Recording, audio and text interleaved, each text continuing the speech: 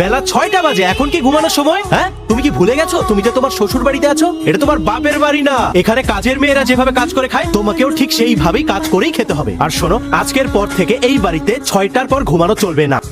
এই শাড়িটা ধুয়ে শুকিয়ে আয়রন করে আমার আলমারিতে উঠিয়ে রাখবি, যাতে একটু নষ্ট না হয়। নষ্ট হলে কিন্তু খবর আছে। কি হা করে তাকিয়ে কি দেখছিস? আমার মা কি বললো শুনতে পাসনি?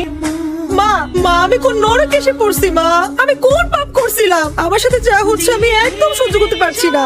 কি হয়েছে মা? আমার মেয়ে ওই বাড়িতে গেছে, 24 ঘন্টাও হয়নি। এখনই আমার মেয়ের উপর অত্যাচার, অপমান, এমনকি বাড়ির সমস্ত কাজকর্ম করতে দিয়ে, এটা আমি সহ্য করব না। এখনই সবাই প্রস্তুত হও, ওই বাড়িতে যাব। কোন অধিকারে যাবো মা? মানে বিয়েটা তো তুমি তোমার পছন্দে দিয়েছো, আমাদের কোনো মতামতই জানতে চাও? তুমি আমাদেরকে কথা বলার সুযোগই দাও নাই। এখন তুমিই বলো কোন অধিকারে আমরা ওই বাড়িতে যাবো? হ্যাঁ মা, ভাইয়া তো ঠিকই বলেছে, আমরা কোন অধিকারে যাব? তার চেয়ে বরং তোমার যেটা ভালো মনে হয় তুমি সেটাই করো। ও, আমি কি তাহলে ভুল করেছি? এটাই বলতে চাচ্ছিস তোরা? এতদিন যাদের জন্য সব করেছি, আমার পাশে দাঁড়াবি না? ওকে গুড, কোনো দরকার নেই, তোদের কাউকে আমার দরকার নেই। আমার মেয়ের জন্য আমি একাই যথেষ্ট। মা আমি জানি তুই ভালো নেই। এবারে লোকজন কোথায় কোথায় কোথায়? এবারে মানুষ আমার কাছে আসুন।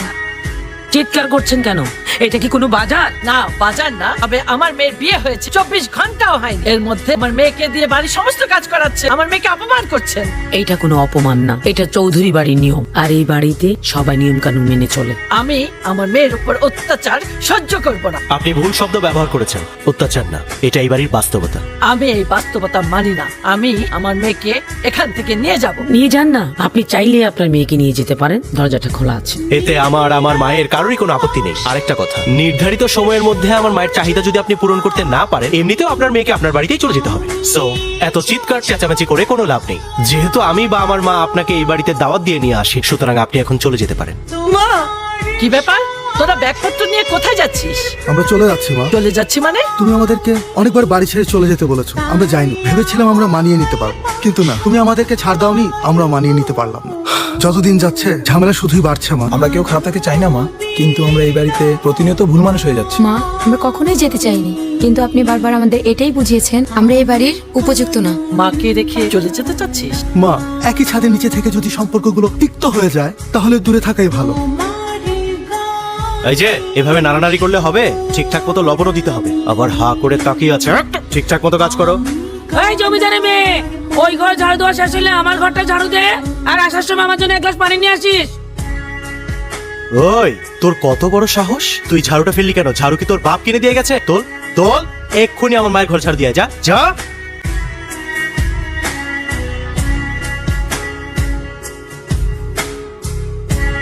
এই যে নবাব জাদি, এই কি এখানে শুয়ে শুয়ে ঘুমালে হবে? আমার বিছানা কে গুছাবে? হ্যাঁ, যাও, আমি ঘুমাবো। এক্ষুনি যে আমার বিছানা গুছাও, যাও। আবার তাকিয়ে আছে, যাও। কি হাতে কি জোর নেই? ভালো করে টেপো। আমার জীবনটা তুমি কেন নষ্ট করলে? আমি তোমার জীবন নষ্ট করেছি? আমি তো তোমার জীবন নষ্ট করিনি। মানে বিয়ে করলে কি কারো জীবন নষ্ট হয়ে যায়? হ্যাঁ, নষ্ট হয়ে যায়। বিয়ের আগে যখন মানুষটা একরকম দেখায়, আর বিয়ের পর পুরো পরিবর্তন হয়ে যায়। তুমি কি বলতে চাও? আমি ভেবেছিলাম তুমি কোটিপতি ছিলে, তোমার লাইফ স্টাইল হবে অন্যরকম। আমি দেশ বিদেশ ঘুরে বেড়াবো, বিন্দাস লাইফ কাটাবো। আর এখন একটা ঘরের মধ্যে আমাকে আটকা পড়ে থাকতে হচ্ছে, বাড়ির সমস্ত কাজ করতে হচ্ছে। আর আমি এই লাইফটা চাইনি। ইন্টারেস্টিং। মানে তোমার ভাইয়েরা তাদের বউদেরকে নিয়ে কি দেশ বিদেশে ঘুরে বেড়ায়? যদি না ঘুরে বেড়ায়, তাহলে তুমি কিভাবে আশা করছো যে আমি তোমাকে নিয়ে দেশ বিদেশে ঘুরে বেড়াবো? হাউ? তুমি কি ওদের সাথে আমাকে তুলনা করছো? I am just talking about reality. ওই ফকিন্নির বাচ্চাদের সাথে তুমি আমাকে বেরাচ্ছ? কি বললে তুমি? শোনো, ওরা যদি তোমার কাছে ফকিন্নি হয় না, তাহলে আমার দিক থেকে ভাবলে কিন্তু তুমিও তাই। টাকা, স্ট্যাটাস, সব দিকে আমি তোমার চেয়ে উপরে। সো যখন অন্যদেরকে নিয়ে কথা বলবে না, একটু নিজের অবস্থানটা ভেবে তারপর কথা বলবে, ওকে? তাহলে তখন তুমি কেন বিয়ে করেছিলে আমাকে? কারণ তখন তুমি আমার কাছে অ্যাকসেপ্টেবল ছিলে। আর এখন? You are not acceptable, you are just a big problem. তাহলে এই সম্পর্ক রাখার মানে কি? তুমি সবকিছু শেষ করে দাও। তুমি আমার কাছে ডিভোর্স চাও, তাই তো? ফাইন, আমি তোমাকে ডিভোর্স দিয়ে দেব। Get ready. বাবা, মাত্রই তো বিয়েটা হলো, এখন যদি আমার মেয়েটার ডিভোর্স হয়ে যায়, আমার মেয়েটা সমাজে মুখ দেখাতে পারবে না।